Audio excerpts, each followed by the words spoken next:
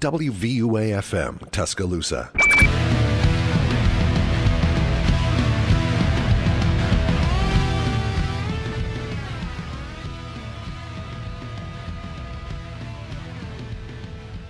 Hey everybody, thank you again for listening to 90.7 The Capstone. My name is Tanner Thompson. You are now listening to the student section, along with my wonderful co-hosts, Mr. Zach Kelleher and Adrian Wesley. Guys, how are we doing? Pretty good. Happy to be back. Doing good. How are y'all? One of these episodes I'm going to get a little bit more from y'all than just doing good, but Doing great. How we're doing. Fantastic. I'm doing good. Not doing well. I'm doing well, I should say. I'm masking all my pain. I think it may be worse than good, but it's okay. I'll get over it. Hey, Great intro again, though. thanks, man. You're just solid, man. getting better every week. The best in the business, you ask me. It's about the is. process. Yep. It's about the process. Best in the process. All right. We should probably do our job and talk about some football. Let's see. So we had some pretty interesting stuff happen this week. Namely, the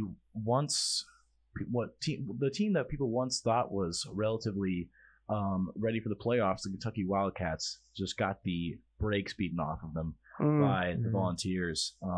Adrian, why don't you tell us? Newly number one ranked Volunteers, that is. Number one ranked Volunteers. Yeah, it was.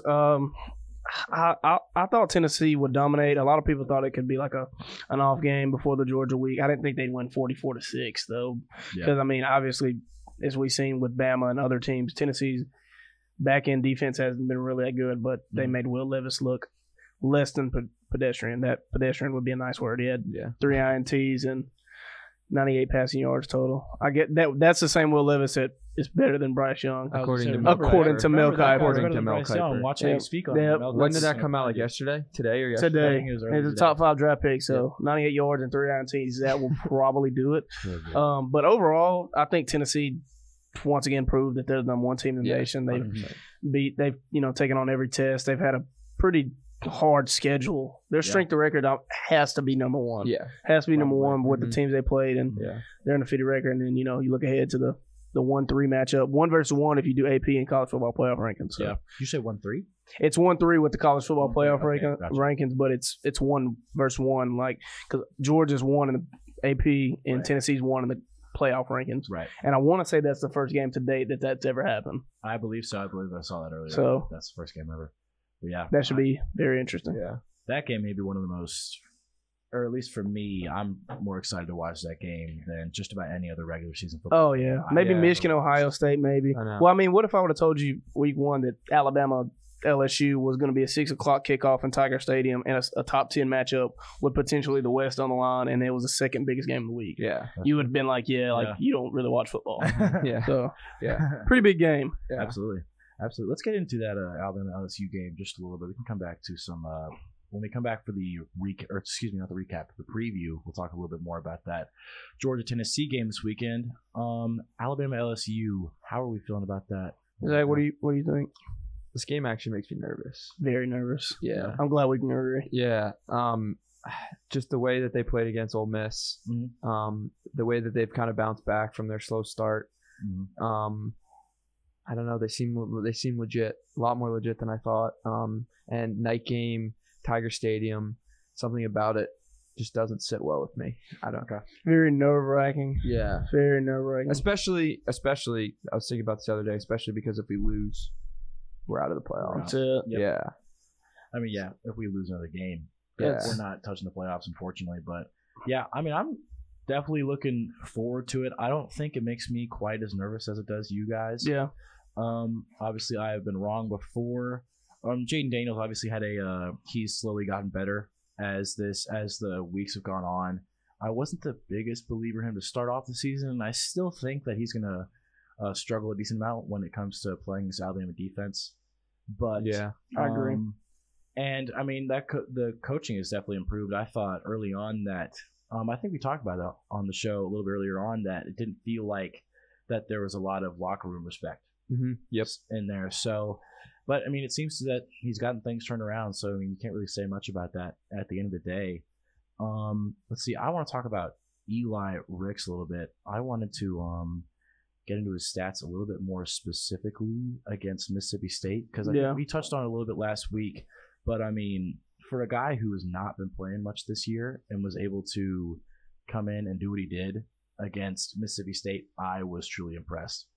I was impressed. It was a very impressive show, and I think that if there was any chatter about him not being, who we thought he was, it's one game sample, but I think he put a lot of that rest. I think he proved that he is the 5-star former All-American out of LSU, and he's got to be the starter the rest of the way. I don't think that's Terrion Arnold was, brave in his play, but I don't think that his play was matched up to the caliber of what Eli Ricks has shown and will potentially show in the future. Yeah. Hopefully, he can just keep building on that game for sure. And we talked about it last week, how just watching him, he was fired up. He obviously was playing with a chip on his shoulder. So he continues to have that same mentality. You can tell he played with fire last week. Yeah. Like every play he made, he let you know he made that play. Yeah. Like he just didn't get up and just walk off. Like he was pumped and hyped up about it. Which he hadn't played all year, and he's a competitor. So and I'm sure this game's gonna fire him up too. Playing. So. I think that's what we've been looking for out of this team this entire year. Inverse Butte. To find that fired up, it's really wanting to go out there and win that game. Headhunters. Beat the guy in front of you. Yeah. But again, I think that's really going to be a difference maker against LSU. Definitely a compelling story going into this game with Eli Ricks obviously coming from LSU. Right. Yeah. Taking on Jaden Daniels, going against some former teammates in Butte and some of the receivers they got. Right. Definitely a cool story. Head into the game. Definitely a cool story. We'll have to keep an eye on it.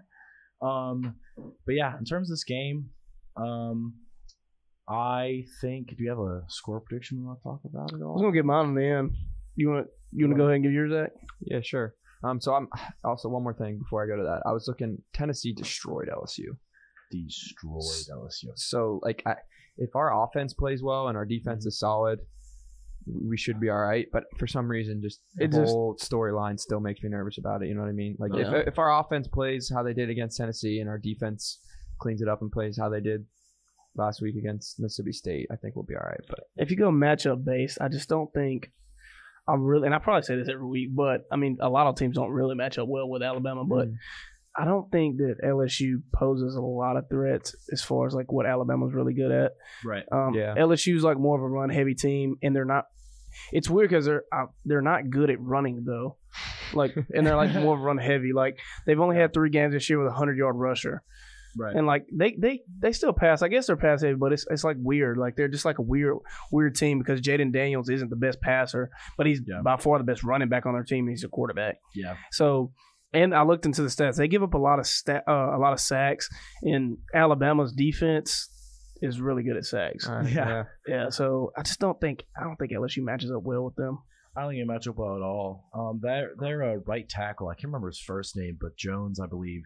He did not have a great game against Ole Miss, even though they dominated, but he did not quite have the game you would like him to have. And he's gonna have to match up against Dallas Turner. Other side's gonna have to match up against Will Anderson, like you said. Not mentioning Chris Braswell. Who's good in his own right. I mean, you still have. There's so many weapons on this defense that you have to deal with, and I mean, I feel way more confident about the secondary if Eli Ricks can play confidently. Yeah. Then because I already believe in Brian Branch. I already believe in Kool-Aid. I kind of believe. Gotta believe in Battle. Do what? Gotta believe in Battle. Right. I understand. I kind of believe in Toto. I definitely believe in Battle. He's been good. DeMarco Helms. I believe in Helms when put in the right position. When put in the right position, I think he can come back and really contribute. But obviously, that Tennessee game was a little hard to watch. I mean, he bounced back nice, though. He sure did. He didn't get maybe as much credit as he deserved because Eli Ricks had a coming-out party. Mm-hmm. But DeMarco Helms played really well in that Mississippi State game. Really well. Yeah, absolutely. Noticeably, he's playing good. Mm-hmm. I noticed him during the game. He's right. He's playing better. Right. That entire defense just had such a comeback. Going from 52 to 6. 6 and 6 coming from a garbage time touchdown. Literally, like we said last week, they weren't able to kick that PAT. But Alabama's defense, oddly enough, is very underrated. If you dive into the stats, what they've done this year, they've given up the 6th fewest touchdowns in the nation. But if I asked you guys, how does it feel? You wouldn't think that. Yeah. But that's just because our biggest game was against Tennessee. Yeah. Right. And, I know it's halfway through the season, but to this point, if you just do halfway up to the season, one of the best offenses in college football history. Mm-hmm. So, they got 7 touchdowns in that game. They've given up 15 all year. So, what is that? 7 other teams that have 8 touchdowns. Yeah. Jalen Hyatt's has 5 of the 15 touchdowns. Yeah. So he has 1/3 of the touchdowns Alabama's giving up. Yeah. And Alabama's defense, who is, I mean, comparatively, who would you say is like, okay, let's compare it to this defense. We think they're good. Which team would y'all say? Comparing our defense? If you're comparing like our defense to, okay, I would like our defense to be like those guys, like they're really good on defense. I think it's a pretty obvious team. Georgia. Yeah, exactly. Alabama's forced the same amount of turnovers as Georgia. They have 13.5 more sacks than Georgia. Actually, 13.5 more tackles for loss than Georgia. Okay. And they have more sacks than Georgia. So, like, the team that, you know, you would look on the outside and say, wow, this team's pretty dominant. Alabama's defense really stacks up right there. Well, Alabama's giving up a touchdown more, but that Tennessee game really, like, weighs those numbers. Yeah, and we'll get into it a little later, but they're going to be tested this week. Georgia, Tennessee. Georgia's defense will be tested. I mean, that's going to be the way that we can compare our defense to theirs. So and they're without Nolan Smith and Jalen Carter. That's true. Yeah. So yeah, 2 first-round caliber players, but they're at home.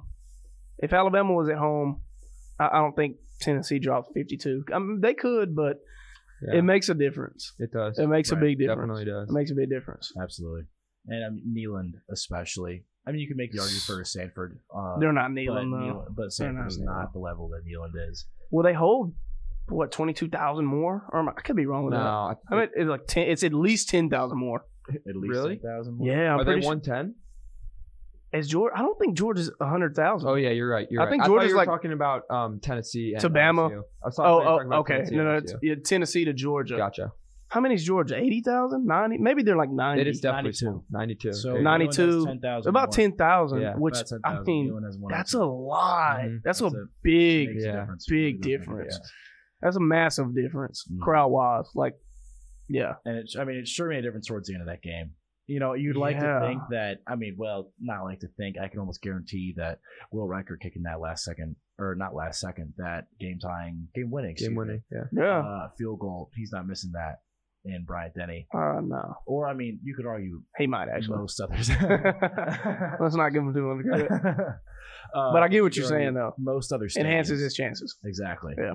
And that's just the way college football works. That's why in almost every game people talk about that's tight, they're going to say, oh, well, it's in, Sanford, Neyland, Tiger Stadium, all those things. Yeah. They always bring that up because that can be such a factor. It's been a factor for them in the last couple of years. I mean, if you go back to last year, it's a theme. You go to, Florida, they win by 2. They lose to A&M.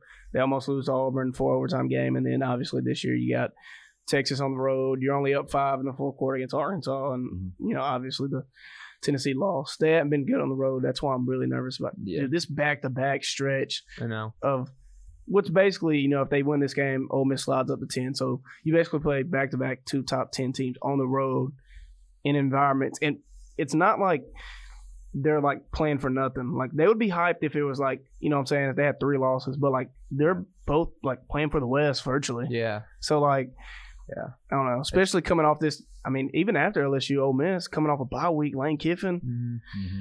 I don't know. Always a tough test. If Bama gets through this 2-game stretch, and that's easy to say, but if they get to this, through this 2-game stretch, we might beat whoever comes out of the East and get to the playoffs. But I don't know. Yeah, it's down the road. I agree. Before we go to break, I just wanted to talk a little bit about the TCU West Virginia game. TCU has just, as an offense, especially impressed me the entire year. I really like the way Max Duggan looked once again. He had 341 yards and 3 touchdowns on 16 for 28 passing with 1 interception. And also just, you can look at numbers all you want, but looking at the eye test, watching that game, he had a lot of throws that you really couldn't, if you walked out there and placed the ball in the receiver's chest, you couldn't have placed it better than he did. And obviously the way that TCU offense goes, it's just shot play after shot play after shot play. And, you would think on paper it shouldn't work, but they make it. Quentin Johnston helps make it. Kendra Miller helps make it. It is a really impressive unit. I'm excited to see how they perform against, because, they're a 7 seed right now. They're undefeated. They are pretty unquestionably better than everyone they've played so far. I'll be interested to see where they go as the season goes on, but that team looked impressive. But let's see, we're going to go to break for just a second. We'll probably come back and talk about some other games from last week. But for now, we will see you guys in a few minutes.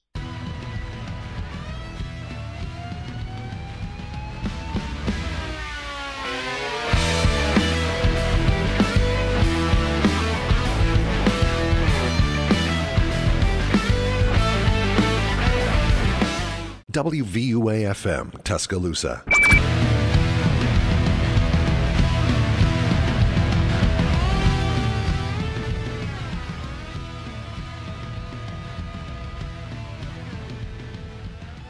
Welcome back to the student section once again. Back here for our second section of the show. We're going to talk a little bit about some Ohio State, Penn State from last week. We didn't quite get to that in our last section. Either you guys watched that game? I actually watched that entire game. So I actually went to the Auburn-Arkansas game. Mm-hmm. Needless to say, that wasn't very fun. The environment. Why'd you go to that? I was just down there, just going to visit Halloween weekend. Go see the Tigers, see what they're talking about. All right, little scouting report. A little scouting report, see what they got for Iron Bowl week. Any chance you witnessed Brian Harsin leave permanently? Yeah, I actually talked to him outside the stadium, Damn. and he told me like, "This is it, this is it. We're done. Adrian, I'm not coming back. I'm not coming back. If nobody else knows, Adrian, I want you to know this is my last game as Auburn Tiger." But yeah, with that being said, I say that to say that I left the game, third quarter after Arkansas was up, and I went and watched for basically the rest of the Ohio State game on my phone. And when I was watching it, Penn State actually had a lead, and that game flipped so fast. Yeah, I don't know if I have how much football I watch, but it's close to the top as far as I've seen a game flip like instantly. Yeah, like Penn State had all the momentum, and then just like boom, like Ohio State scores in 3 plays, takes the lead back, and then they force a turnover and they score a touchdown, and then they force another turnover and score another touchdown. Fourth quarter was crazy. Yeah, it was unreal. It was unreal, and just I still think C.J. Stroud's going to win the Heisman. That was one of my biggest takeaways from that game. Just he balled out. And the crazy thing is, I don't think he did though. But he did. Like, statistically, he throws for 350 yards on the road, and he throws a touchdown, and his only touchdown comes in the fourth quarter. Right. But, like, that, if you watch the game, that's about as bad as he's going to play. Mm-hmm. Like, he's not going to play much worse than that, and it's just, I don't know. The guy's still playing with the best receivers in the country. No doubt. Phenomenal O-line. Like, it's hard to not succeed in that system. I agree. No, he's still talented. He's good, but I agree. Still talented, but that's why it's so hard. But his best receiver hasn't played. I mean, sure, but here we go. This argument again. Here we go with this. Marvin Harris, you can't complain. He's not a big drop receiver not playing when you have Marvin Harris. I agree. Fleming, Abuka, all those guys playing. You cannot complain. Travion Henderson, the running backs, he's okay at football too. And again, the offensive line has also been so good for him. Their line's good. It's hard to not succeed in that system. And again, not to say he's not talented. Yeah. But JTT, Tamuyel. Did y'all see that? JTT, the defensive end. Oh, he had. I'm trying to look at what the specific numbers were. That's the best game I think. That's the best game I've ever seen by one defensive player in my entire life. Best defensive game ever. Did you see that? Mm-hmm. So that was I've ridiculous. actually got some numbers here. Right? 8 tackles, 3 by himself, and then the impressive parts are 2 sacks, 3 tackles for loss, 2 interceptions, 1 touchdown, and then a pass deflection, and then I believe the pass deflection led to an interception. Yeah, I mean like that and. Like, he beat Penn State. And this guy is a defensive end. Yeah. Well, he's the number 2 recruit in the country. If you remember back a couple years ago, he's like the only player in the recruiting class that didn't sign for a long time. Right. Like a while. And then, he signed with Ohio State, and everybody was just like, we don't know about him anymore because he signed late. But no, he is who they said he was. He is unreal. I've never seen one player, affect the game. Never. On defense, really. No. I like that. That regardless of offense or defense, might be the best performance I've ever seen in one game. Right. That was unbelievable. It was just when he got that pick 6, I was like, okay, what's happening? How does this? What are we doing? How does this same guy keep making? Because without that pick 6, he had already had one of the best performances I've ever seen. Mm-hmm. Then he got that, and I was just like, okay, well, when does it stop? Yeah. But I'll say this: my one other takeaway. I'm gonna let y'all have it. Sean Clifford is holding them back bad. He threw 3 interceptions to the defensive line. That is true. That is true. That is hard to justify. What's James Franklin's record against top 10 teams? 1-10. Is that right? Probably. I don't have the exact number. I'm not sure. It's bad though. It's very bad. Yeah. Which, to be fair, most of those games are basically against Ohio State. It's true. Which doesn't make it any better. Yeah. But they've been. Which that's pretty much everybody in their conference has been pretty bad against Ohio State. Yeah, nobody's just dominated Ohio State in their conference for that's true. Any amount of time. Yeah, no, this game. I mean, again, it's not the performance that everyone thinks of when they think of this Ohio State team right now. Right. I think that fourth quarter, I think, is about as close to perfect football as you can get. Like, it was unreal. Like, you can't play a better quarter of football than what I saw. Like we said, I have some numbers in front of me now, but Travion Henderson had 16 carries, 78 yards, 2 touchdowns, and that 41-yard rushing touchdown that he had. 3 total rushing touchdowns in the game and 1 passing touchdown, which feels a little bit strange for this Ohio State team. But, I mean, end of the day, got to do what you got to do. They play as, it's like you said, they don't give you a performance I guess you would expect from an Ohio State, but it's more than likely an unrealistic expectation when they're beating a top 15 team on the road by 20 in the fourth quarter. Right. It's like if you expect more than that, it's like, well, what do we expect? Yeah. Yeah. So I got 2-13 against top 10 teams in his 10 years. Top 10 teams. I would imagine probably 8 of those games have been Ohio State. And I think like it probably made such a big deal just because it's Penn State. Like the expectations are high. Right. There. Right. But yeah, I thought that was, and I don't know. I don't think his job's in jeopardy. I don't think so. I think he's had the teams though, which is the I think that's a more disappointing thing. Like, I mean, if you look at some of the players he's had, namely Saquon, there's just a lot of players. Like, he was a big one, probably the biggest. But like, Trace McSorley was a good quarterback, but I just don't think they've had a dynamic quarterback. McSorley was a good college quarterback. He was okay. He was a good college quarterback. He was a good college quarterback, but he wasn't a national championship type of quarterback. And if you look at these last 3 teams that Sean Clifford's been the starting quarterback on, I mean, they've had a caliber, like a quality team. Like, their defense was good. Their running backs were good. The receivers have always been really good. The play calling has been pretty consistent. I just think that quarterback is what they need to put them over the top. And until they get that, I think they're just going to be stagnant, losing to more than likely Michigan and Ohio State every year, and then maybe dropping another game. Right. Parker Washington had 11 catches for 179 yards and a touchdown against Ohio State. Penn State's guy, I mean, that's about as good as you can ask. That's a good game, man. Like, you can't really do much better than that as a receiver in college, but those 3 picks, it's hard to win a game when you're got a quarterback. That's not including the fumble. Exactly. Yeah. It was 4 total. Would that be 4 total turnovers? Yeah, for Clifford alone, which I'll bail him out. 1 INT wasn't his fault the way it went down. Yeah, but it's still like, I mean, 3 turnovers that are your fault, and then you have a missed. Either way you slice it, you have 4 total turnovers in a game. Which, I mean, if you just do your job and don't turn the ball over, you'll more than likely win. Yeah, absolutely. Again, this is a pretty fun game to watch. I mean, once you get to the fourth quarter, obviously, but it felt like. I mean, and maybe it was the second or third quarter. You watched the whole game, but it felt like the back-to-back was consistent from both teams in the second and third quarter. It felt like nobody was really it was refreshing to see, but nobody was really running away with it. Well, there was a point in the game where it felt like Penn State were dominating. Like, it felt like, for me, they were dominating, but they're winning by like 1. And I remember I texted my brother during the game. I'm like, dude, I was like, they're not going to be able to stop Ohio State the entire game, and eventually it's going to catch up to them, and it did. And they ended up losing by 13. Yeah. But if you watch the entire game, like, 13-point loss isn't the story of the game. Yeah. I feel like we are the opposite of that, being Bama fans. A lot of the times we could be getting dominated by the other team and still be down by like less than a touchdown and be like, that happens with Bama all the time. Yeah, we're not playing well, but we're still in this game, and we could totally still win this game, even though we're playing like trash. Most recently, Tennessee. Yeah, I mean, if you watch the first half of that game, and Alabama was down by 8 at halftime on the road. Yeah, but they were just getting like dominated at halftime, like dominated. Yeah, that happens in Bama a lot though, but they're just so good. Like, you just can't usually like run away on them. Yeah, exactly. Absolutely. Let's get into a little bit of, I believe that's all we wanted to cover from this last week of football games. And again, the college football rankings came out. That's what we were talking a little bit about earlier. I want to talk a little bit about that because, I mean, that's always fun to talk about college football rankings. But I believe you said Tennessee is at 1 with college football playoff rankings now? They are. Tennessee 1, Ohio State 2, Georgia 3, Clemson 4, Michigan 5. Bama rounds out the top 6, and then undefeated TCU sitting at 7, and then 1 loss Oregon sitting at 8.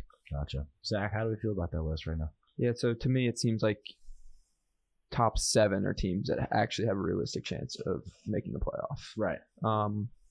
TCU would have to go undefeated, in my opinion, to make it, unless I always try and think of like funky scenarios, but if they have one loss, I don't see them making it unless we beat Tennessee in the SEC championship. I'd take it a little down. I'd say for me, teams that I personally think have a realistic chance of making it are 1 through 12. And that, not to say, like, I don't think UCLA or Ole Miss is going to make it. LSU won't make it. They got 2 losses. Not gonna make it. You don't think if LSU wins out right now, if they beat Alabama? I don't think so. Really? Not if TCU wins out. So you think the SEC champion would be left out if LSU beats Alabama and a Georgia or Tennessee? Because that's where it gets tricky. Yeah, you gotta think. That's where it gets tricky. You gotta think if LSU wins out. The SEC championship always makes it so weird. Yeah. But dude, I hope I hope they don't make it because that means we did. Yeah, I disagree though, because if you look at when Auburn, there was a year when Auburn played in the SEC championship when they were 10-2, and they actually going into the game were top 4. So that's you know what I'm saying. I don't think LSU would be top 4 going into the game, but Auburn was top 4, and if they beat Georgia that year, they make the playoffs with 2 losses. I think. Right. I mean, I just think the SEC team, unless somehow, some way, had 3 losses and won the SEC championship, which I don't even know is possible. That'd be the only way. I don't think if an SEC team wins the respect for the SEC, I don't think they get left out if LSU wins out because they're sitting at 10. Yeah. Let me know if I'm wrong on this, but there's a chance that us, Georgia, and Tennessee all have 1 loss, right?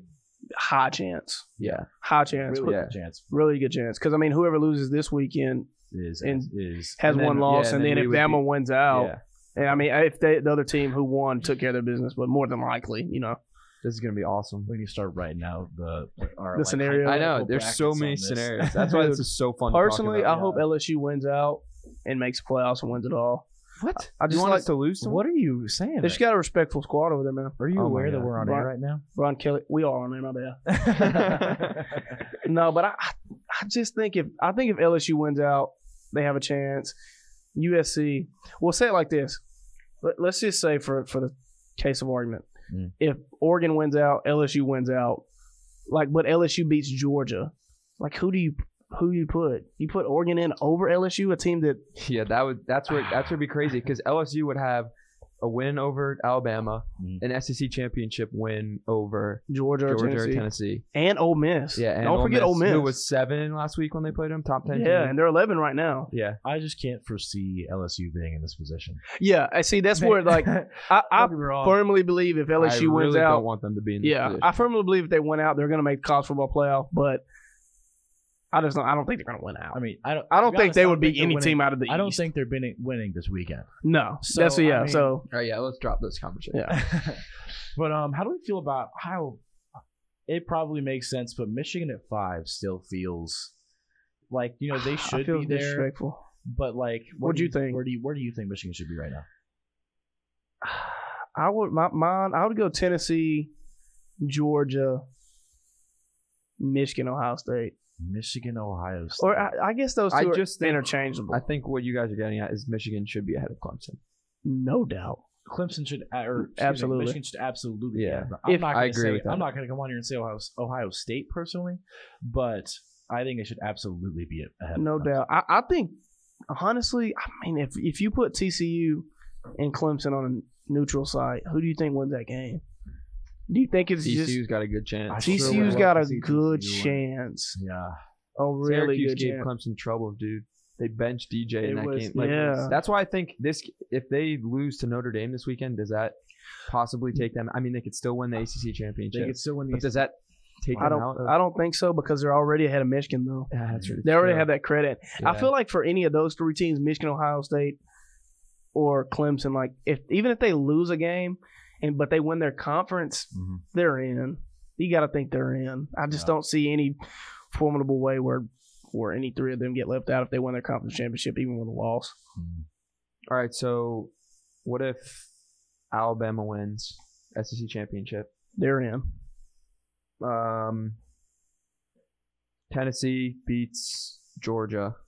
Beat Georgia this weekend, and we beat Tennessee. And then we beat Tennessee. Tennessee's in. That's 2 SEC teams. So does that kick Georgia out? Georgia's out. Georgia's out, yeah. For sure. Okay. Tennessee would have a better chance. All right, wait. I'm having a good time. Yeah. Hang on. Give me a second. Okay.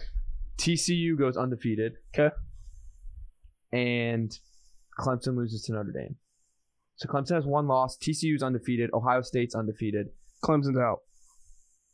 Even as an ACC champion. Okay. I personally, and would Michigan be undefeated? No, they would have to lose to Ohio State. You're right, you're right. And in my personal opinion, I think if Tennessee beats Georgia this weekend and they finish the regular season undefeated, it's just like last year's SEC champion. It doesn't matter. Like, I mean, if you look at the championship last year, Well, it does if Alabama's in it. it does what it matters in what way.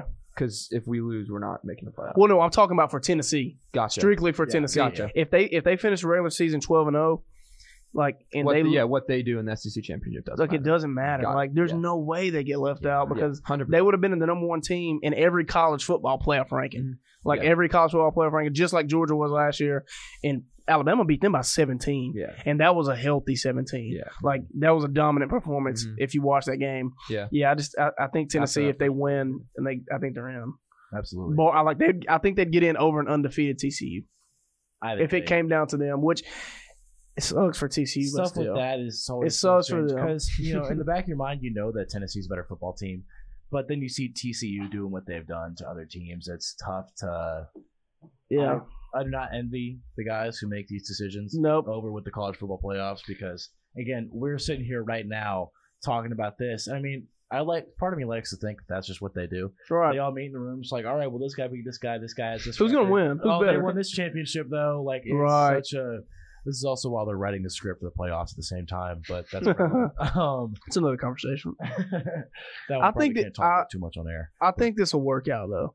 It always works out. It does. There's only one year that I think I quote unquote didn't work out, and that was the first year of the college football playoff. If you remember, it was between Baylor, TCU, and Ohio State. But every year after, every single time the college football ranking, the initial rankings come out, the playoff rankings, we do this, and that's what we should do because it's fun. Because it's great. It's really fun. I think eventually it'll work itself out. Can you imagine when there's 8 teams?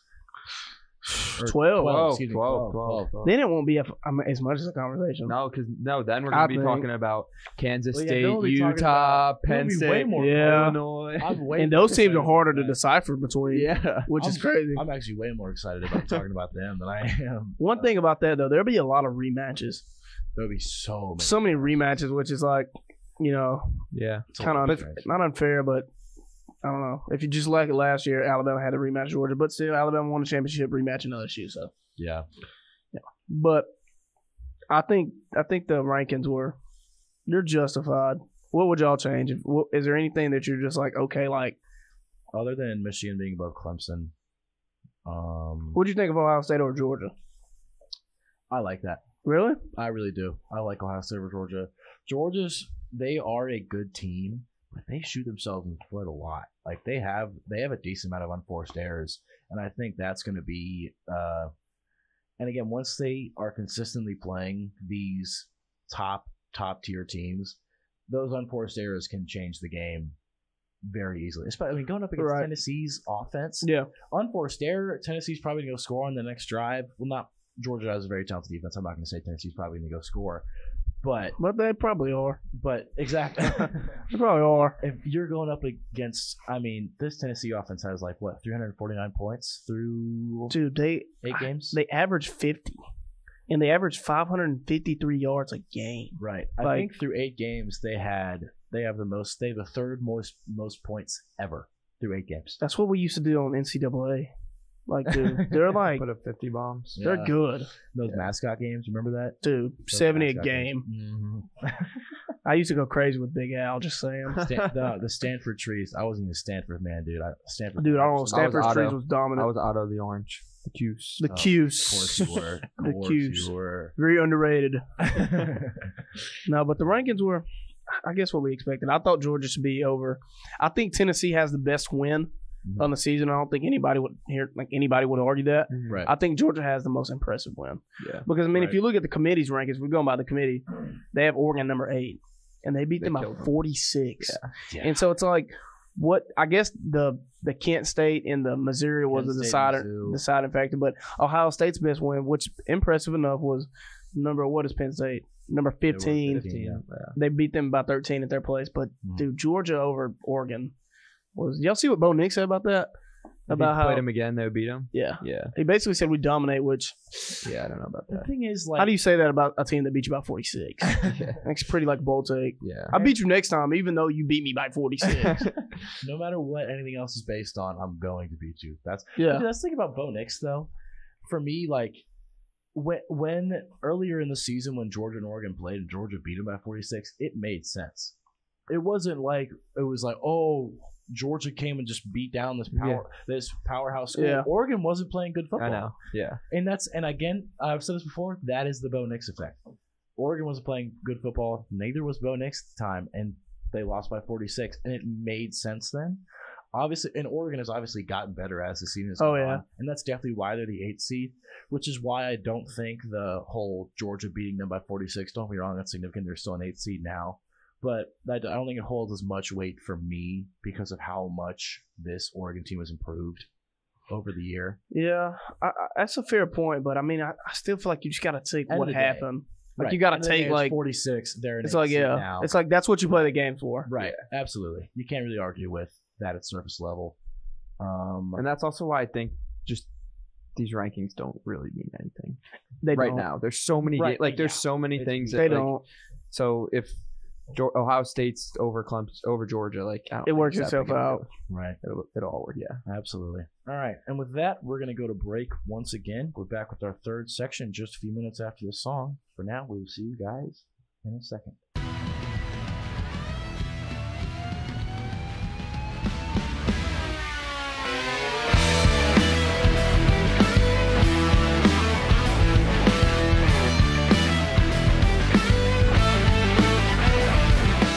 WVUA-FM, Tuscaloosa.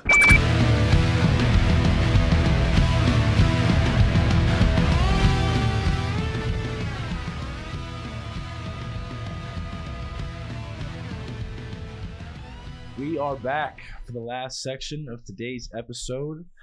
We are going to get into some... We are back. We are back.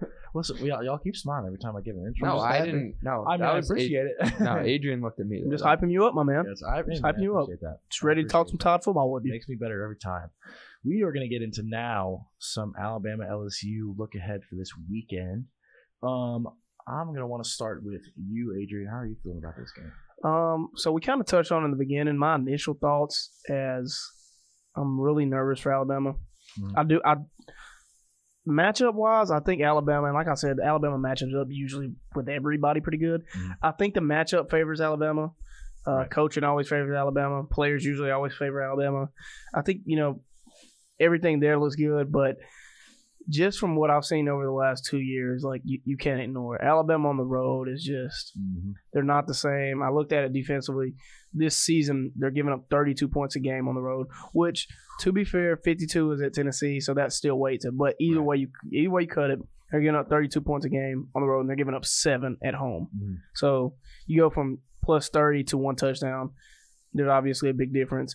Right. The offense has seemed to travel because of Bryce. I think that's mainly because of Bryce. Mm-hmm. Play calling really gets kind of questionable on the road if you just look at some of the later calls against even Arkansas. I know we toughed it out, but I just think a lot of times in these type of games, it's more of Bryce being the best player on the field than like us, like our actual execution.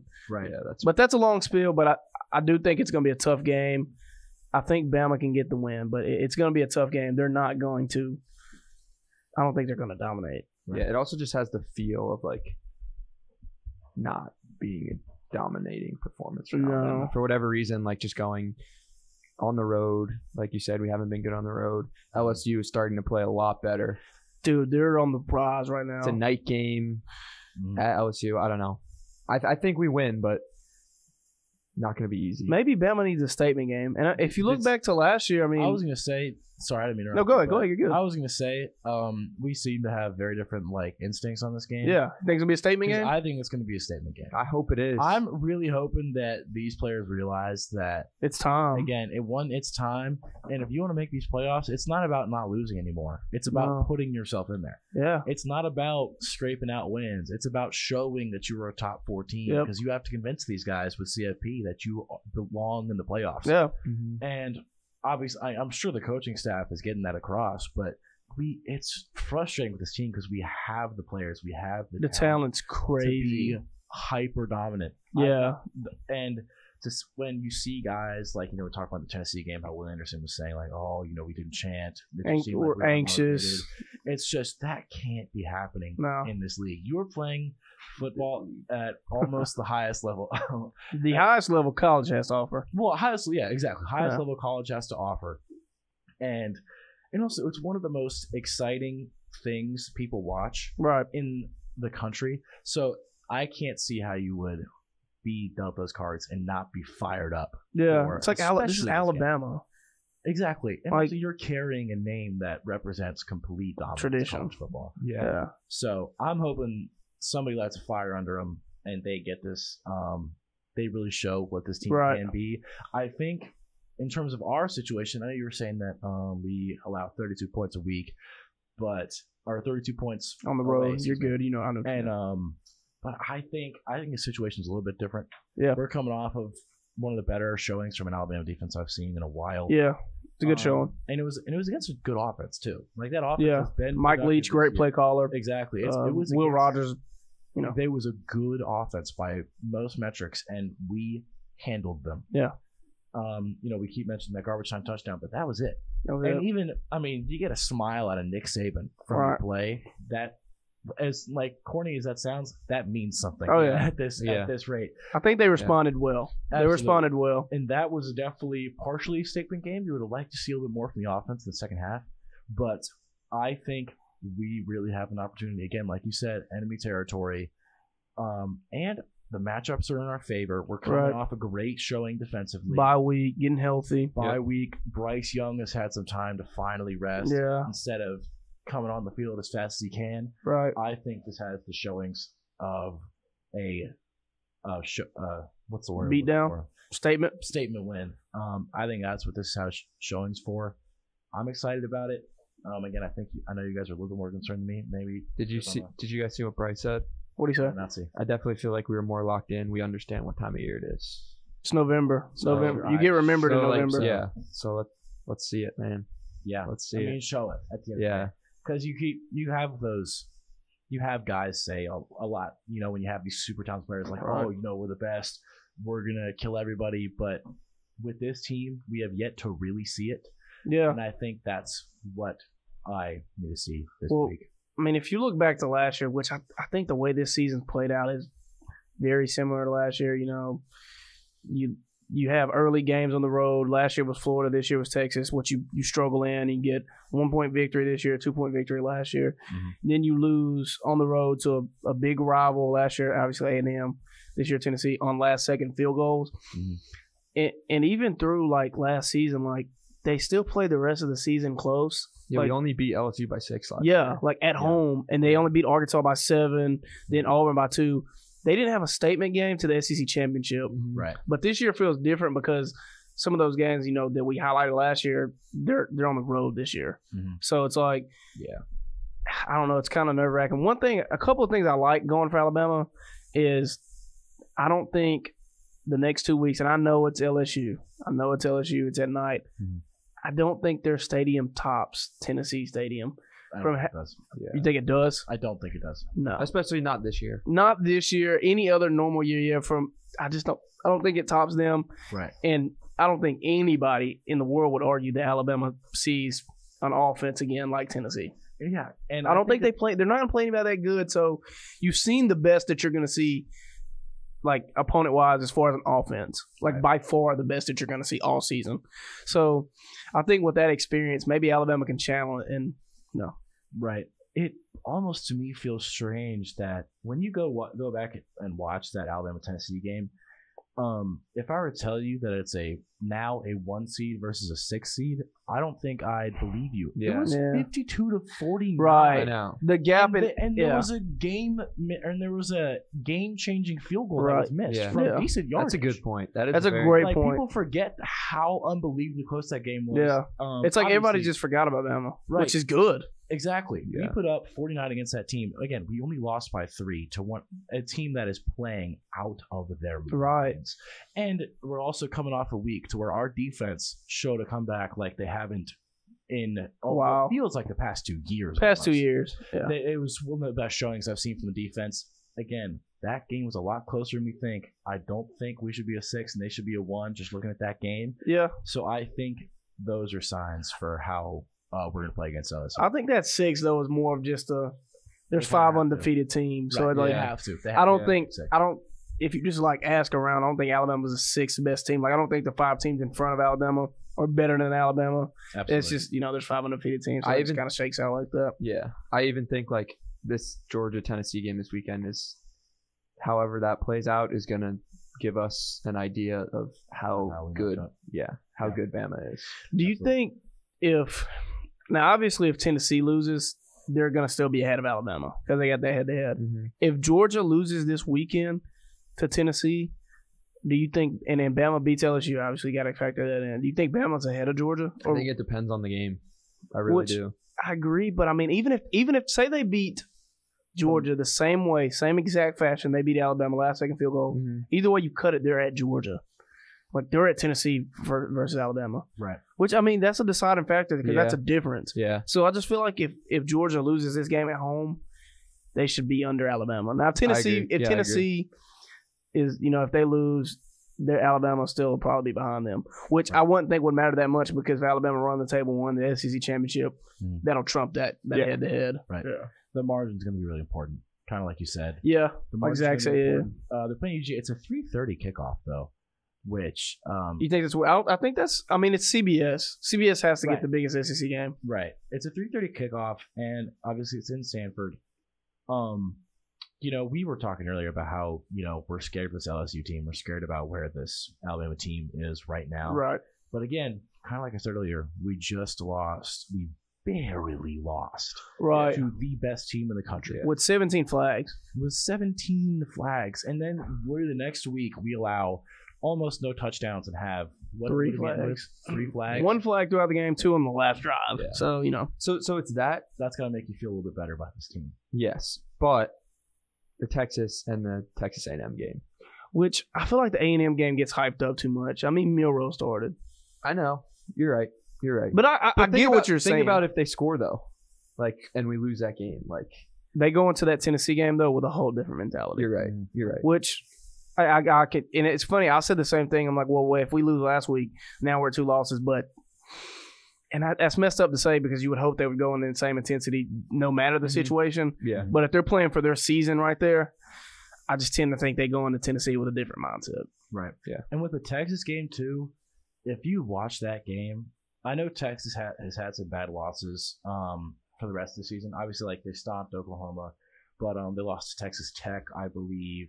Things like that. Tech and OK State. Right. But if you're watching that game, that Texas team was playing so well. Oh, yeah. It wasn't a lack of ability from Alabama. That team was playing really well. And that's another game, though, that Bama had 14 flags. Yeah. Exactly. So it's like they're killing themselves. Strong correlation between flags and how this team operates. Oh, for sure. That'll be a huge part of how this team goes into this game. I was going to get y'all's take on, before we give our score predictions, who's y'all's player to watch? Player to watch this game? For this game. Zach, go ahead. I'm going to go Will Anderson. Okay. Nah. All right. Yes, I am because I know that one of you is going to say the other one. It's going to be mine, but it's okay. All right. Then I'm going to say Eli Ricks. Okay, perfect. Yeah. That was going to be my backup when you just such a nice guy. Yeah, because like we talked about earlier, I want to see him build off of that performance against Mississippi State. Absolutely. I want him to still play with that chip on his shoulder. Him playing LSU, his former team, it's going to make him even more fired up. So I'm excited to see how he builds off of that performance. Right. It'd be nice to see him really round out the secondary. But again, for me, Will Anderson, we're dealing with a quarterback who is got a bit of a dual threat label. And he's going up against an offensive line that's solid. They're not going to match up well against this defensive line. And Will Anderson needs to have the first pick showcase kind of game. Mm-hmm. And that's going to be my player to watch, mainly just because of a quarterback like Jane Daniels. If you get in his face and make him get out of the pocket when you have other guys like Dallas Turner. I think that's going to really disrupt that offense. So for me, it's going to be Will Anderson. Yeah, I'm going to go on the offensive side. I'm going to go Jahmyr Gibbs. I think, so to say, the team goes as he goes, which is the team goes as Bryce Young goes. As he's a quarterback, but outside of the quarterback position, Jahmyr Gibbs is unarguably our best playmaker, right? And we're going to need him to be our best playmaker Saturday night. How do you feel about Mekhi Wingo, that defensive end for LSU? He's been real good this year, I think. He is good. Yeah. Their defense is fast. They have a lot of good athletes and players. Right. Do you guys want to go scores real quick? Go ahead. I'll go scores. I'll go 40-24. That's big. That is a big one. I'm going to go, I want to say 42. I was going to say 42, but I'm going to stick with 42, but I'm going to go 42-17. I'm going to go 34 Bama, 23 LSU. I think Bama scores late to put the game away, but I think it's going to be a close game up until the late and into the fourth quarter. And I really hope LSU puts up not as many points as all three of us just said. I thought someone was going to say like some low, like 10 points or something. I hope that'd be a statement. Yeah, I know. It'd be a big statement. 100%. Alrighty. Those are all of our score predictions. This has been a great episode. Thank you, everybody, for listening. Zach's going to write all those down and get really mad at us if we're wrong next week. But for now, we will see you guys next Thursday. Have a good one.